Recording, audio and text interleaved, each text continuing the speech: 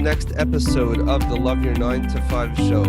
Really excited to introduce today's guest. Today's guest is this CEO of Adventure Media Group, has his own radio show, has 3 best-selling courses on Udemy. Today I'd like to welcome Isaac Rudansky. Isaac, welcome to the Love Your 9 to 5 show. Thank you very much for having me. It's an honor to be on the show. Thank you. So Isaac, I spent some time, I discovered you through your Google Adwords course on Udemy, which we'll definitely put a link to that in the show notes. But for those who don't know who you are at all, can you give us just a brief summary of who you are personally and how you kind of evolved into what you're doing today? Yeah, absolutely. Back in 2012, I had gotten married and I was getting my master's degree from Hofstra University in industrial organizational psychology. And I didn't really want to take that traditional path that most of my classmates were taking, where sort of getting into HR roles, and nothing wrong about that per se. It just wasn't something that I personally didn't really appeal to me on a personal level.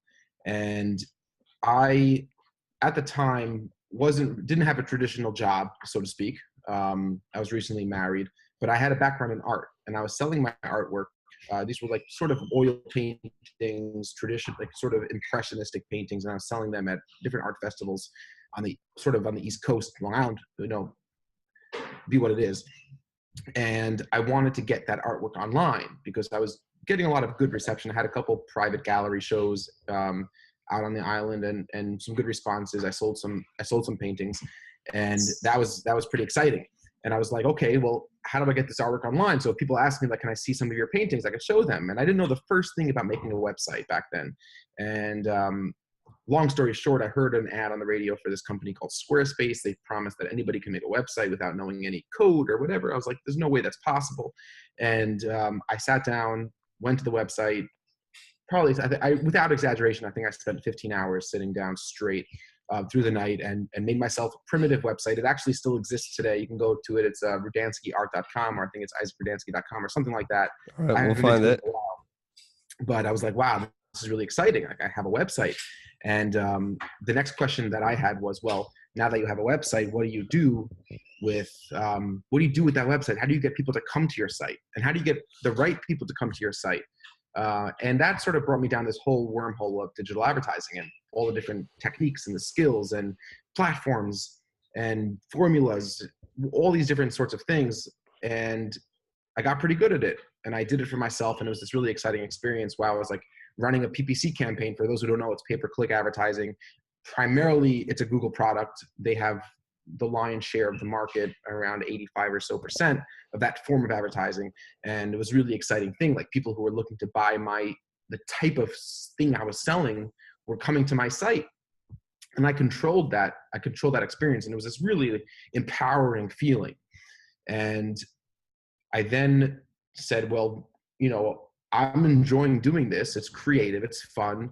I could do it on my own time. Maybe I'll do this for some other people. And I said, okay, like, maybe that could work. And I did it for my father, who's a doctor, and I did it for some other friends. And it started off as this not really serious business, almost like just a manifestation of the momentum that I was feeling from doing it for myself. Mm-hmm. And then it snowballed into an actual business over the course of a few years. And we got more serious about it. Obviously, I'm not saying that it wasn't hard work. There was a lot of hard work that was put into it. Really, really hard work. And I think that's an important thing for people to realize, even for those who want to love their job. And I think it's almost a prerequisite, where a lot of people who are in 9-to-5 jobs, and this is sort of what you talk about on your show, and are not happy. The alternative is not finding a 9-to-5 job that you're happy with.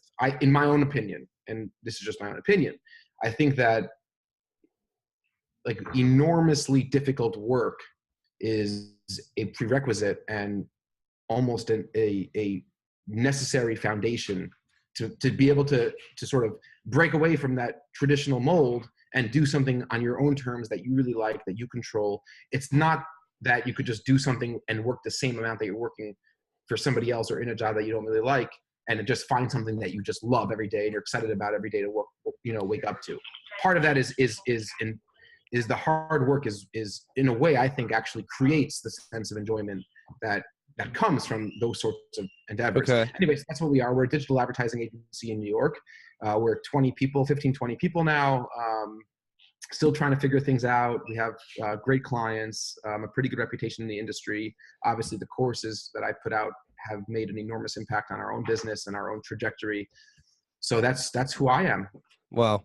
Well, thank you for sharing that with us. Just even before we go further, there's another episode that actually did not come out yet, with Nancy. Nancy G. I can't pronounce her last name. Gonsikoffer, I think. And she's also from New York, and she also started off selling artwork door to door and went to galleries, and she also got into online marketing. Interesting. Yeah, which is it was just so strange. I never came across that before. I think there's a big crossover between online marketing and the creative field. Yeah, it's you would think, especially going through the Google AdWords course and how technical and detailed that it gets, and that you would think that the artistic part of somebody wouldn't be attracted to that, but in a way it's almost like an art.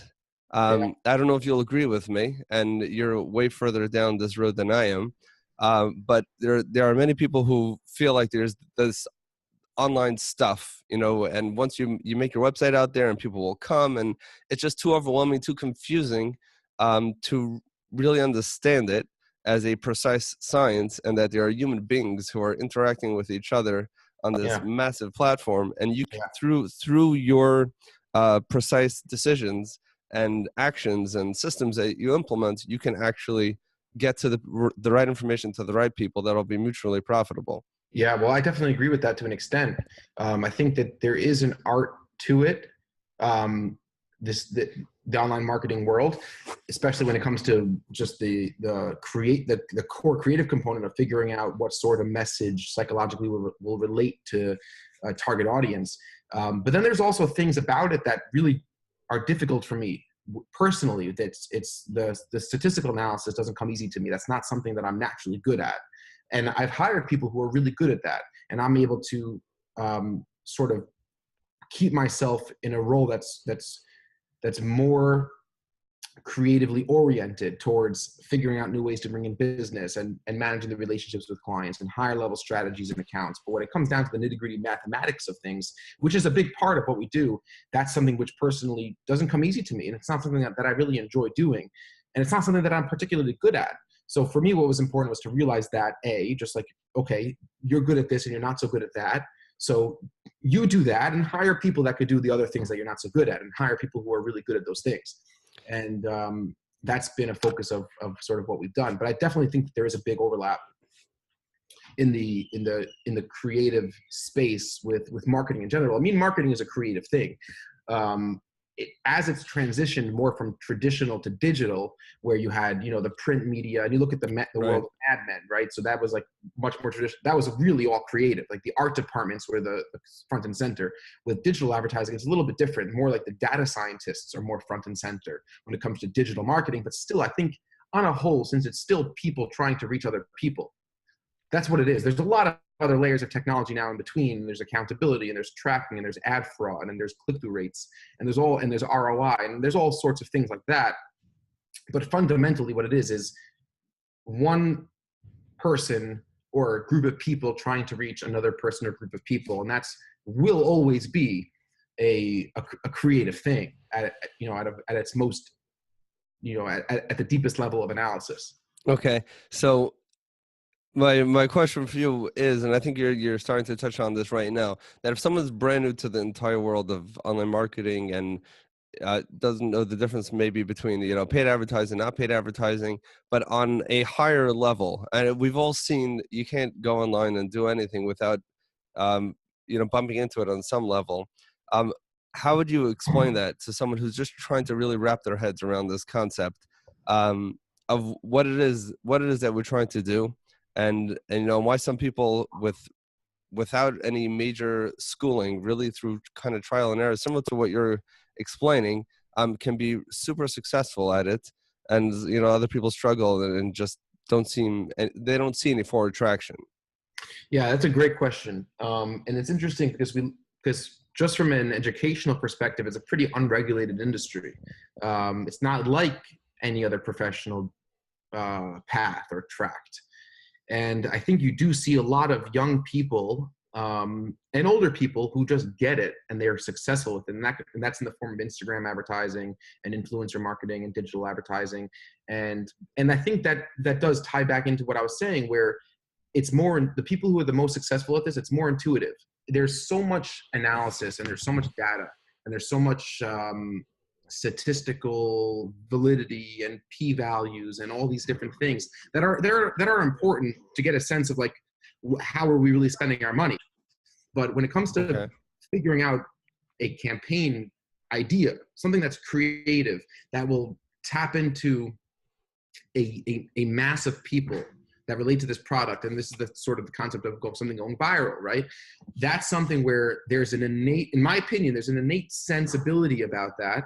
There's a certain intuition, there's a certain ability to sort of realize at an intellectual level that there's all the data, there's all the previous A/B tests that we've run, but like, here's what I feel is a really good idea. This is something which our people will really tap into and really connect with.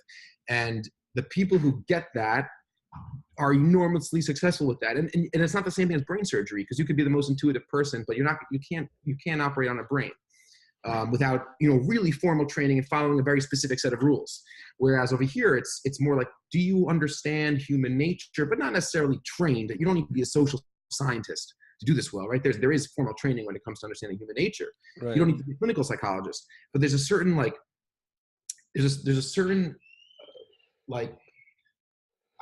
well, I guess it's a certain level of people skills, right? Yeah. If you can walk over to a stranger in the street and start a conversation which they immediately feel that you respect them, you validate them, and you understand them. If you can do that every day, I'm not saying that you should do that, but if you have that ability, that should be able to transfer online to a squeeze page or a landing page or a website. Yeah, 100%. I think that's the case. And I tell everybody we hire, and this is something which I could prove statistically beyond a shadow of a doubt. And I know this to be true with other agencies and bigger agencies, that the relationship with the client is what's most important. Now, you might be referring to like actual success in the campaign, but now if you take a look back a little bit, if you take a little bit of a step back and you'll say, okay, what about the actual success of an agency or the actual success of a firm? And it's very relationship driven. We've had clients that we have a great relationship with, and they feel a sense of trust that we're passionate about what we're doing. We have the ability to do it. We care about what we're doing, and we have their best interests at heart. And we've had really bad months where sometimes it's been our fault. We've made big mistakes and cost the client a lot of money, just like outright mistakes. Sometimes it wasn't really an outright mistake, but things just weren't going well as planned. And it wasn't even a question. The client stuck with us. And then we've had clients that have had really great results from the campaigns we were running, like really profitable. And they leave us because we didn't really nail the relationship right. They got some proposal from some other company that sounded great, another promise. So in our business, and this is the case with a lot of businesses, what people don't realize is when you get on the phone with a client and you ask them about their husband or wife and the kids, and and this sounds all cliche, but it's really it really, really matters. And if somebody wants to go out and build a business, if you're going to go build a software product, this is not as relevant. But if you're going to build a business that's service related, that has to do with people interacting with other people in order to generate revenue, then this is a really important thing that a lot of people have a very difficult time doing and understanding. They don't really understand how deeply important that is. And that's something personally, I'm really not that good at the advertising thing. Like, I'm not so good at statistical analysis. I'm not so good at you have to stop saying that, because I went through your courses and you're good at it. But you could say maybe you hired others who are the experts at it. Yeah, the people in my office know, they really do. They know a lot more about it than I do. And also, I'm not saying that I can't be good at it. It's just that I haven't spent my time getting good at it, especially in the last year. And I have clients who say, no, Isaac, I want you to manage my account. And I was like, I promise you don't. Like, you don't want me managing. You want, like, these guys know it much better than I do. And that's the case. But I have an ability to see sort of what's going on in the relationship. What is the client struggling with? What are their expectations? What are their frustrations? And how to make them feel confident and secure, and that we're in this together. And not only to make them feel that way, to actually feel that way ourselves. It has to be real. I Yeah, it mean, has to be real. like, you know, you can't fake authenticity. We had By its Bob. very definition. Yeah, by his very definition, exactly. We had Bob Berg on the show, who wrote the book The Go-Giver. I don't know if you're Mhm. familiar with it, but that's you know, one of the best-selling books on sales. And he says, and it's been quoted numerous times, people will only do business through people they know, they like, and trust. Yeah. And that is cliche, and it's true. Yeah. But it's really true. I mean, and that's really in every business. I mean, in the nursing home business, it's the same thing. When someone comes in, they drop off a loved one in Mhm. a nursing facility, they know that they will not be able to oversee every single second of the day, which is why they usually drop somebody off in the first place. And if you know, that first impression that they get and the interaction they get with the receptionist and with whoever opened the door, and you know, if I speak to them or whoever it is, that's going to define how comfortable they feel. And are they going to be calling every 3 hours because, oh my gosh, maybe something happened to dad or mom or whoever it was? Or no, these people Right. get us, they respect us, they really care as much as we would care. And then we can kind of relax. And once that relationship is in place and it's maintained, you know, then the clients will be there. But the person that kind of just came in on an off hour and never really got off to the right start, those people, and just like you say, you know, we could provide the highest level of care, they get the best ROI, it could be a fantastic month, but they didn't feel that connection. Yeah. You know, so that may not work. Yeah. Now, if someone is just starting out, they just put up their website, or they just started creating for themselves their you know, their online presence, and they maybe don't have an idea, or either they have some sort of, you know, low end product, or maybe they don't even have a product yet, but their goal is exactly like you said when you started off. You know, you went on to Wix, I think you said, or Weebly. Squarespace. Similar idea. Yeah, all right. So you went to one of these free website builders, you put up your website, and now it's, you know, you're probably waiting for the traffic to come. And that didn't happen, Yeah. surprise, right? Yeah. There's more than one website out there. And Yeah. now you're trying to get traffic to start to come. And you might have the best content in the world, and as of course you know, that's not going to do anything. So what are the, like, some of the basic steps um, that are important to take that will make the biggest impact? Or let me make the question even harder. If there's only one thing you're going to do that's going to make the biggest impact, you know, to start driving traffic to your site in a legitimate way. Hmm. So that's a great question. It's a difficult question.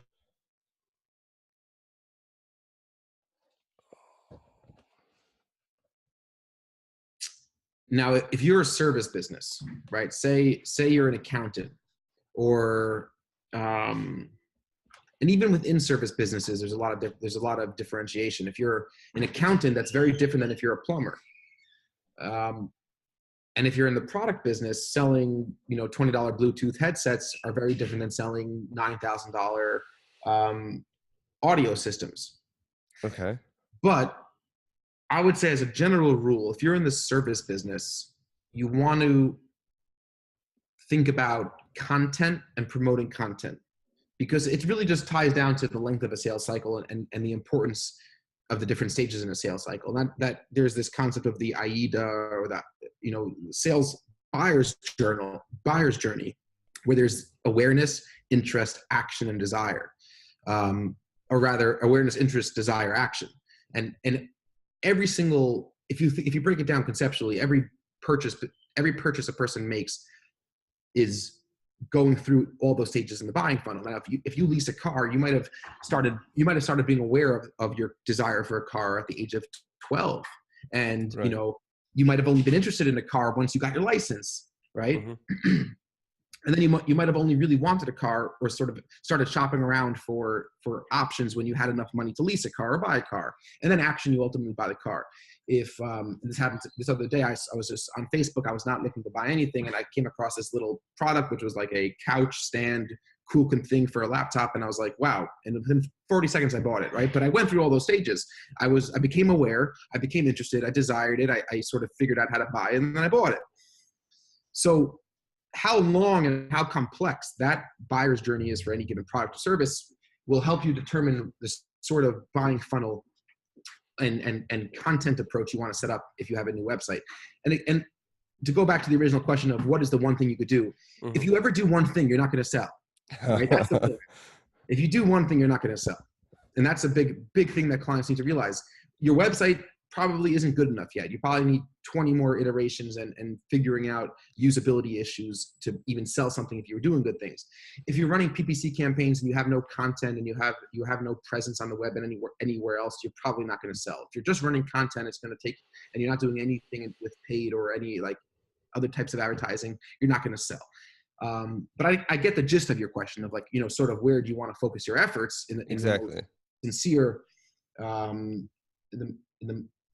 the most aggressive way. So I would say for product-based websites, and assuming the website is good, I would put budget towards paid advertising, because then you could easily validate the market. You could easily see what it costs to get you customers. You can get a sense of your conversion rate, right? The percentage of people who come to your site that actually buy. You can get a sense of how much it's going to cost you in paid advertising to actually get a sale, and what your margins are. So you could do a lot of really great market research relatively quickly and for relatively little money when it comes to paid advertising with a product-based system. It's not so much the case if you have a more complex service-based company, because service-based businesses, especially if you're selling B2B, like we sell B2B, and a lot of service-based businesses are B2B, it's a long decision. There's usually the person coming to your site is not necessarily the person who's going to ultimately make the decision.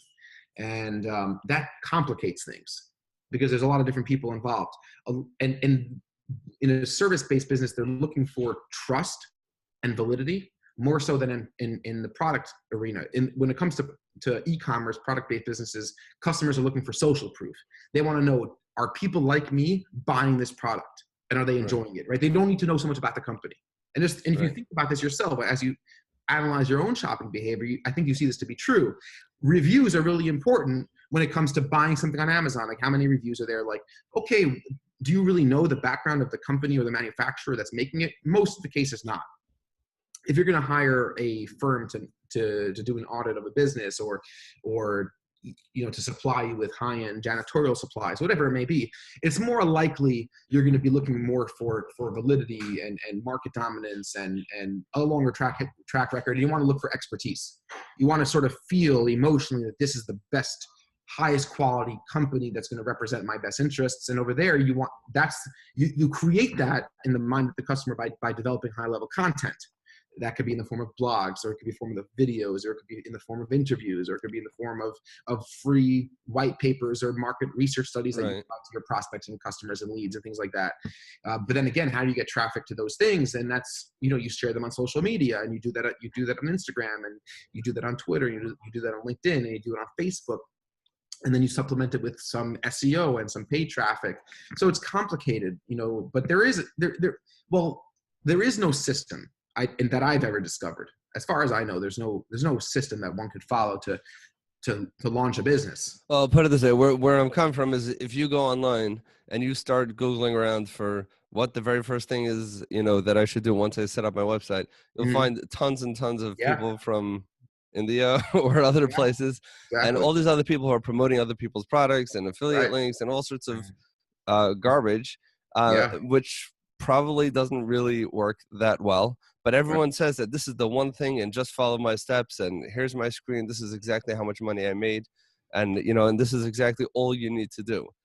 But coming from the trenches, that's not really the case. I'm just processing what you said, is that it's really a little bit of everything. If you go back to let's say a product, let's say you're selling a cell phone case, and you want to position yourself as an expert in understanding how the consumer's experience is with electronic devices and how they actually use it, and where do they put it on their desk, and when they put it at home at the dinner table and in the bedroom and in the car, and through creating content which kind of talks about all these things and blogging about it and talking about it and sharing it, people can recognize you as the expert. But like you said, these types of products, it doesn't matter as much. Now, I know somebody who started a company, a B2B. It's like you said, janitorial services. That's what reminds me. It's basically a housekeeping company for nursing homes. We'll keep this anonymous. But I asked him, just because I'm interested in this type of stuff, if he was asking for referrals and if he was growing his business. And I asked him for his website. He's like, yeah, we don't really have a website. We just have it so that, basically like a landing page with a phone number. so that we exist. Because if we have nothing, then people think it's a shady business. But he was saying that, like, on his level, something which you're paying multiple $1,000s a month, per facility, on that level, people don't buy, based on what they see online. It's already, it happens offline. And those are like relationship based, and he has a friend who recommended him and all that. Do you agree with that, or do you think it's still important to have some sort of online presence for that? Well, both. I agree with that completely. There's no question about it. For like the higher level services are very, very difficult to sell online to new people that come to your website through Google search. Like and we find this, right? So and I'll just our company, like we set, like our minimum monthly management fee to manage your digital advertising campaigns is a few $1,000s. And we have a lot of work. If you search for AdWords management company, we're typically number one organically. Sometimes we have some ads. We almost never get a lead that could pay that or has the budget. Like our clients are typically spending $10,000 a month plus. It's very, very rare that through Google search we'll get a lead like that, but it's not so rare through our Udemy courses that we'll get leads like that. Because people who are at companies that are, especially when you're talking about B2B, again, we're referring specifically to B2B. When you're at a higher level and you're selling at a higher level, people are typically going through people that they know and that they trust. And the Udemy course is just a pseudo relationship already, because like, you know me, you trust me, you feel that I'm an expert, all those things are there, and if a big company like Geico is looking to outsource their management of their PPC, they're not going to Google to do a search, right? They're going to open up the Rolodex, they're going to call the chief marketing officer of Apple, whoever their best buddy, their friend is, and talk and ask for a referral. That's it works. Sales do work at a different level the higher up the pricing hierarchy you go. There's no question about that. But I still would say it's worthwhile to have a presence for content that is worthwhile just to increase your own expertise. And again, I'm not saying that there aren't companies out there that don't even have a website that are enormously successful. There are. And it's a different business model than what I'm involved with on a day-to-day basis. It's a whole different space altogether. But like you said, you never know what kind of deal you could pick up anyway by showing case studies of the big clients you work with and testimonials from the big clients you work with. Once in a while, you'll get a big deal through a good website. Right, but your business model, I think, is a little bit unique in two ways, and I think you kind of said this. On the one hand, for him, he doesn't have a lower end product and then an upsell that will do your whole bit. It's not like we'll watch just one window for $100 a month, or we'll do your whole building for $4,000 or $10,000. This is either we have you or we don't have you.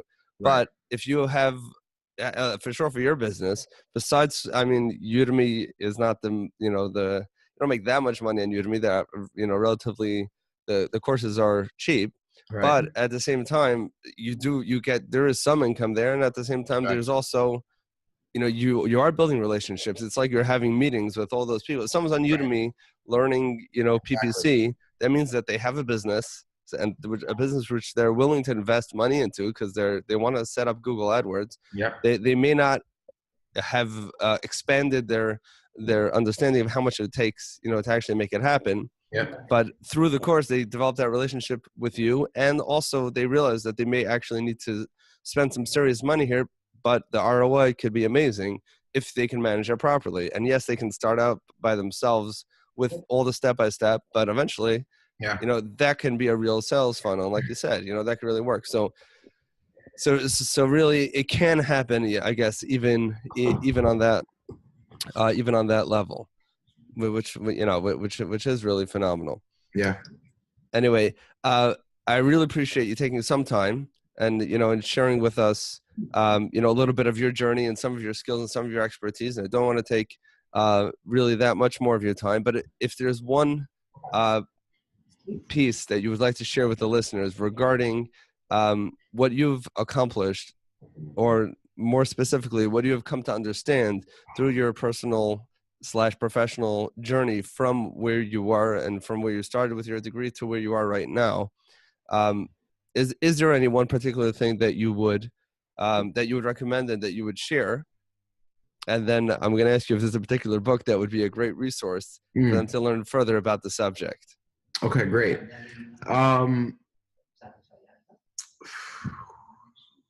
Second question is a little bit easier. Yeah, I know. That's why I threw it in. Yeah. The first question is, I would say, and I don't know if this is the one thing that's the most important thing that I've learned or that I've experienced, but it's certainly, I know you don't like when I say the one thing. It gets people nervous. yeah, A thing.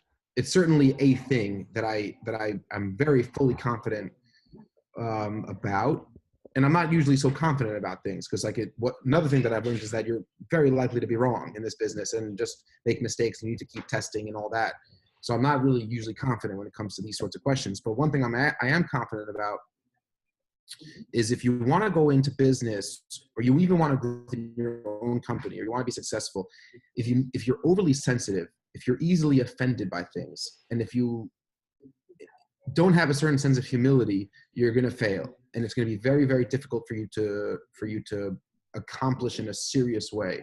And I think I've seen this characteristic amongst a lot of other successful people that I've met, and they have tough skin and like tough armor, and it's a real thing because I've worked with people, and I've come across people that are very easily offended by an offensive joke, or an offensive comment, or something that was slightly disrespectful, or something that an allegation that wasn't totally fair, and that throws them off the rails.